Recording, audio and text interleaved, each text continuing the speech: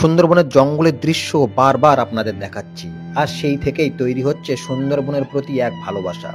ক্রমাগত সেই সব দৃশ্যগুলি দেখতে দেখতে আপনাদেরও আমাদের সাথে ঘোরা হয়ে যাচ্ছে সুন্দরবন।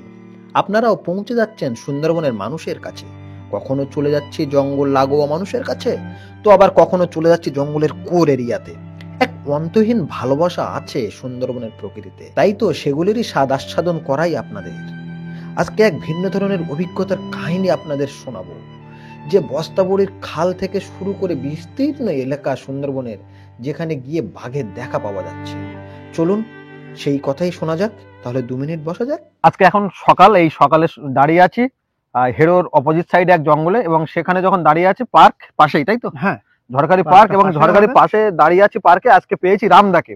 এখন সকালবেলায় সচরাচর রামদাকে পাই না, তার কারণ হচ্ছে রামদা জঙ্গলে থাকে, এবং এত ভালো ড্রেসেও রামদাকে আমরা পাই না, কোনোদিন পাইনি। কিন্তু রামদা জঙ্গলে যায়নি, তার কারণ হচ্ছে কুমির গণনা চলছে। এখন এর আগে একটা আমরা এপিসোড করেছিলাম, সেটা এখন ছাড়া হয়নি, ভবদার কাছে যে কুমির গণনা চলছে। ওটা হচ্ছে আমরা গেছিলাম বাগনা ফরেস্ট অফিসের পাশে মরিচঝাপি। এখানেও এসছে আজকে, এসে দেখলাম যে রামদা যায়নি, কি কুমির গণনা হচ্ছে। এখন এই কুমির গণনা হচ্ছে বলে রামদা যায়নি, এবং রামদা একটা চমৎকার কথা বলছিল যে সুন্দরবনের জঙ্গলে ইদানিং বাঘের সঙ্গে বাঘের বাচ্চা ঘুরতে দেখা যাচ্ছে। ও বলছিল যে বস্তাবড়ি, খাল ফাল এইসব জায়গাতে। আমি বললাম তুমি একটু ক্যামেরাতে বলো, আমরা তো সুন্দরবনের গল্প শোনাই, সুন্দরবন মানে বাঘের গল্প, তুমি যদি সেটা একটু বলো। ও বলছে গল্প না বাস্তব। আমি বললাম হ্যাঁ, এই বাস্তবটা তুমি একটু বলো। অনেক রিকোয়েস্টে রামদা এসছে, আজকে তার মুখ দিয়ে শুনবো যে বস্তাবড়ির খাল সংলগ্ন যে বিস্তীর্ণ এলাকায় এখানে বাঘের দেখা মিলছে, এবং যারা টুরিস্ট যাচ্ছে তারাও নিশ্চয়ই এটা লক্ষ্য করছে। হ্যাঁ হ্যাঁ, তুমি একটু বলো ঘটনাটা। ঘটনাটা আমরা তো নদীতে সবসময় জঙ্গলে করে থাকি, কাঁকড়া ধরার জন্য যাই। আর কাঁকড়া ধরার জন্য যেতে হয় আমাদের সব থেকে খতরনাক জায়গাগুলো, যেখানে আমাদের বাঘের ভয়টা সব থেকে বেশি থাকে। একটু থামাই তোমার, তুমি একসময় বলছিলে যে তুমি কেঁদোর জঙ্গলটা খুব একটা বিরাট ভাবে তুমি কেঁদোর জঙ্গলে গেছো, সেখানকার মন্দির, সেটাও তো শুনেছি। হ্যাঁ, সেটা তো বলেছিলাম আমি আগে একদিন ভিডিওতে। এবার কোথায় গিয়েছিলে? এবার গিয়েছিলাম আমরা রাজহংসীতে কাঁকড়া ধরতে। আচ্ছা, রাজহংসীতে কাঁকড়া ধরতে, ওখানে তো আমরা যেতে হয় 4-5 দিনের জন্য যাই আমরা কাঁকড়া ধরতে। 4-5 দিন পরে আবার ফিরে আসি আমরা ঘরে। তাই এবার আমরা কাঁকড়া ধরতে গিয়ে ফেরার পথে বস্তাবড়ি হয়ে ফিরছিলাম আমরা। ফেরার পথে একটা সত্যি সুন্দর দৃশ্য আমরা দেখলাম। আমরা 3জন ছিলাম নৌকায়, কাঁকড়া ধরার লোক। সুবলদা ছিল, আমি ছিলাম, আমার আর একটা ভাই ছিল। এবার যথারীতি আমরা নৌকা বেয়ে আস্তে আস্তে আসছি। ওটা কোন দিক দিয়ে আসছো? ওটা রাজহংসী বস্তাবড়ি হয়ে আমরা ফিরছিলাম। আচ্ছা, বস্তাবড়ির ভিতর দিয়ে, বস্তাবড়ি যে জঙ্গলটা তোমরা হয়তো দেখোনি, সে জঙ্গলটা বস্তাবড়ি জঙ্গলে খুব হেতালি জঙ্গল। আর ওখানে একটু বাঘের উৎপাতটা একটু বেশি আছে, কোর এরিয়া তো। বস্তাবড়ি যেমন তোমার দুবাখি, এসব জায়গাগুলো একটু বাঘের উৎপাতটা একটু বেশি থাকে। এবার আমরা বস্তাবড়ি হয়ে প্রায় বিকাল হয়ে গেছে, 4টে 4:30 এরকম বাজে। আচ্ছা, বিকালের টাইমে দেখি যে সুন্দর একটা বাঘ বাচ্চা নিয়ে ওখানে ঘোরাফেরা করছে। আচ্ছা। এবার আমাদের নৌকার তো সুবলদা দেখে তো ঘাবড়ে গেছে ভয়তে। সুবলদা এমনিতে একটু একটু ভীতু মানুষ আছে।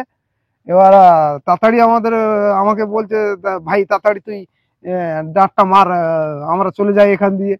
আচ্ছা দেখি না, আমরা তো জঙ্গল ছাড়া অনেকটা দূরে আছি নদীতে, আমাদের কাছে তো আসতে পারবে না। এবার সুবলদা তো শুনবে না, তাড়াতাড়ি ওখান দিয়ে বেরিয়ে আসতে হবে আমাদেরকে। সেইভাবে নিয়ে দেখলাম যে কত সুন্দর দেখতে বাচ্চাগুলো।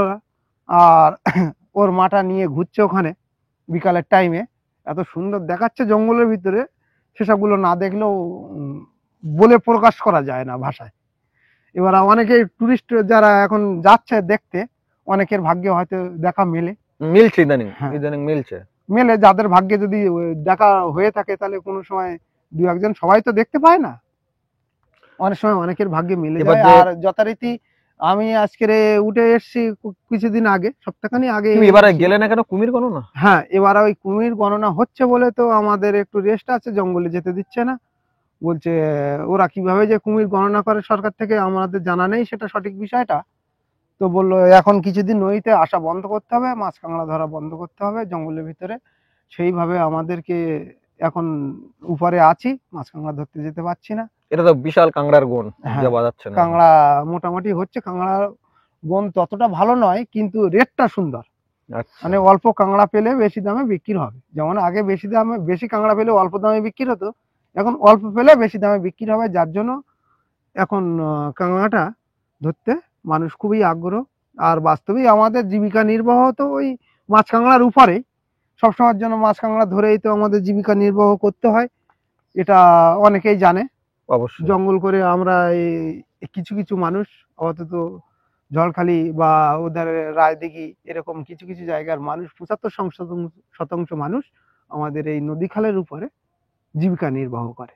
আচ্ছা, তুমি আরেকবার বলছিলে যে পঞ্চমুখী নদী, তার এপারে আমাদের ঝড়খালি পড়ে যাচ্ছে, ওই চত্বরটায় তোমরা নদীতেও জাল দাও, কিন্তু ওখানেও তো এবারে এই কুমিরেরও বেশ দেখা মিলছে। হ্যাঁ, কুমির মোটামুটি এই শীতের সময় এখন জঙ্গল ছেড়ে শহরের পারে যেসব ছোটখাটো জঙ্গল চরে, আমার একটা চরপাটা আছে, সেখানে চরপাটায় অনেক সময় পাশাপাশি ওই কুমির ডাঙায় উঠে বসে থাকে। তাহলে কি কুমির কিন্তু বাড়ছে? হ্যাঁ, কুমির তো বাড়ছে, যেমন জঙ্গলে বাঘও বেড়েছে আগের থেকে অনেকটা, নদীতে কুমিরও বাড়ছে। এবার আমাদের জীবনে তো কোনোদিন শুনিনি যে আমাদের ঝড়খালি থেকে কুমিরই ধরে নিয়ে গেছে, বাঘে ধরেছে ওপারে না, গিয়ে। ঝড়খালি থেকে একজনকে তো নিয়ে হ্যাঁ, গেছে। একজনকে ধরেছে গতবারকে একজন, তার একবার আগে, হ্যাঁ, তার এক বছর আগে। গতবার না, গতবারই মনে হয় না, 21 সাল। 21 সালে হয়েছিল। ওই 21 সালে আমাদের বালিখালের পাশে যে প্রথম আমাদের বালিখালের পাশেই ওই একটা কুমিরে নিয়ে গিয়েছিল। সেখান থেকে কুমিরের উৎপাতও একটু বেড়েছে এলাকায়। আর খুব সম্ভবত এবার গণনার পরপরই হয়তো জানতে পারবো যে কতটা বেড়েছে। আর সরকার বা ফরেস্টার ডিপার্টমেন্টে যারা তো জানা আছে, যাবে। হ্যাঁ, ডিপার্টমেন্টে যারা আছে, বাঘ ওনারা, গণনা তো শেষ হ্যাঁ, হলোই। বাঘ গণনা শেষ হয়েছে, এখন রেজাল্ট পাইনি কতটা বেড়েছে না কমেছে।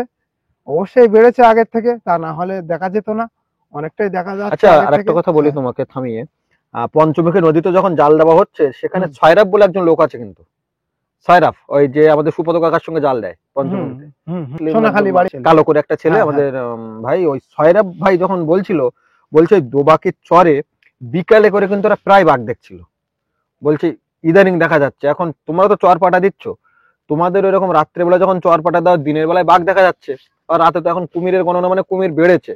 তোমাদের না, ওরকম কোনো আমাদের অভিজ্ঞতা? চরপটা তো জঙ্গলের পারে না, ওরা না, জালটা তোমার ধরতে এপারে বলছি, হ্যাঁ, এপারে এপারে কুমিরের কোনো নেই তো, সেটাই না, বলছি। এপারে কুমির দুই এক সময় দেখা যায়, যেমন ছোট ছোট ঝোড়া খাড়ি আছে যেসবগুলো আছে না, সেখানে উঠে অনেক সময় এই শীতের সময় উঠে চুপচাপ বসে থাকে। সকালের টাইমে যে সময়টা রৌদ্র ছাড়ে, বা বিকালের টাইমে একটু রৌদ্রটা যখন সূর্যটা বসতে যায়, একটু রৌদ্রটা নদীর চরে পড়ে ভালো, তখনই ওরা উপরে উঠে বসে থাকে। অনেক সময় দেখেছি, আমরাও দেখেছি, অনেকেই দেখেছে। এখন শীতের সময় এপারেও এসে ওরা এরকম ভাবে আচ্ছা, ঘোরাফেরা করে, যার জন্য নদীতে এপারেও মানুষ অনেকে খেওলা জাল ফেলে বা জাল টেনে অনেকেই জীবিকা নির্বাহ করে।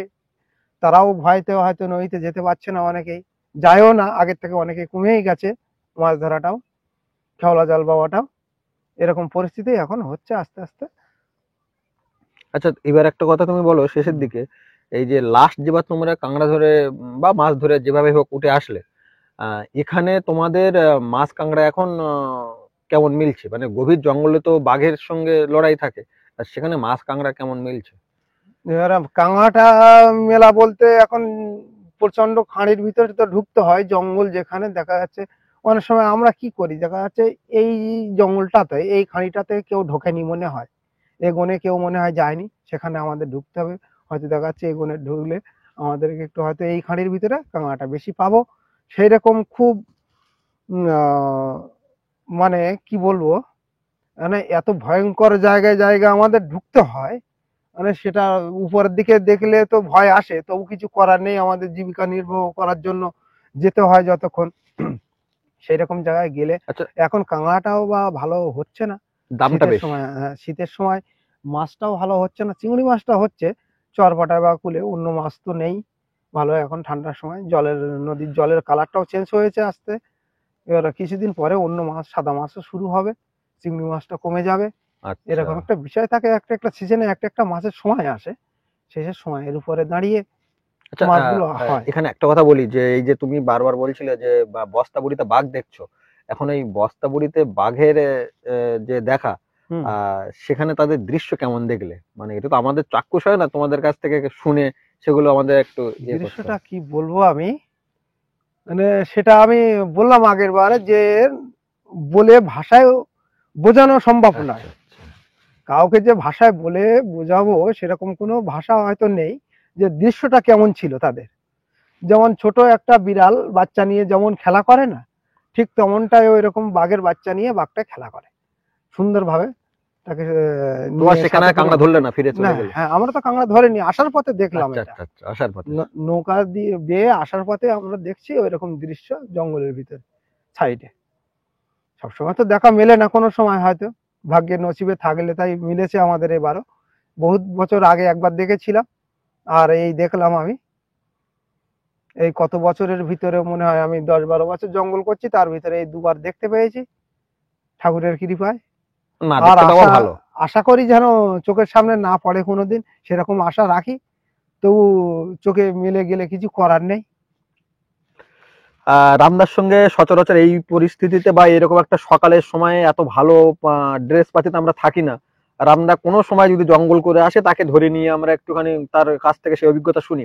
আজকে যখন দাঁড়িয়ে আছি প্রায় সকাল 8:30 বাজে, কি শশাঙ্ক? 8টা 8:30 এরকম হবে। এই সময়টাতে আমরা দাঁড়িয়ে আছি হেড়োর অপর সাইডে, যে ঝড়খালির যে পার্ক সংলগ্ন যে জায়গা, সেখানে জঙ্গল, এবং সেখানে দাঁড়িয়ে শুনছিলাম যে এই তার এই ক্ষুদ্র ক্ষুদ্র অভিজ্ঞতাগুলি অফ ক্যামেরায় অনেক কথা বলে, কিন্তু অন ক্যামেরাতে অনেক কথা গুলিয়ে যায়, মানে ঠিকঠাক গুছিয়ে বলা যায় না। হ্যাঁ হ্যাঁ, আর যাই হোক, সঠিক বলা যায় না। আপাতত যা কিছু এই বাঘ দেখা, কুমির গণনা, এই সব নিয়ে সুন্দরবনে এখন জীবিকা পুরো বন্ধ। আর সেই সব ঘটনাগুলো শুনছিলাম এবং আপনাদের শোনালাম। এখানে আপাতত শেষ করবো রামদা। হ্যাঁ এখানে শেষ করো। অন্য আর এক সময় যদি কোনো কিছু সুন্দর দৃশ্য চোখে পড়ে সেটা তাহলে হয়তো আরেকটা বলো আমাদের। ভিডিও, হ্যাঁ হ্যাঁ বলো। তুলে ধরবো সবার সামনে। হ্যাঁ, মাছের সিজন শুরু সামনে হচ্ছে। মাছের সিজন আসবে, মাছের সিজনে মাছ টাছ পড়লে অনেক ভিডিও নদী জঙ্গলে নিয়ে আবার কথা হবে আপনাদের আচ্ছা। সবার সামনে এসে।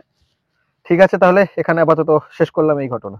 আমি সুমন, সঙ্গে আমি শশাঙ্ক। আমরা সুন্দরবনের বিভিন্ন প্রান্তে ঘুরছি এবং সুন্দর সুন্দর ঘটনা এবং কাহিনী আমরা ক্যামেরাবন্দি করছি, সেগুলো আপনাদের সামনে তুলে ধরছি। যদি সেইগুলো ভালো লেগে থাকে তাহলে অবশ্যই লাইক করবেন, কমেন্ট করবেন আর শেয়ার করতে ভুলবেন না। আর যদি সাবস্ক্রাইব না করে থাকেন, সাবস্ক্রাইব করবেন সবাই।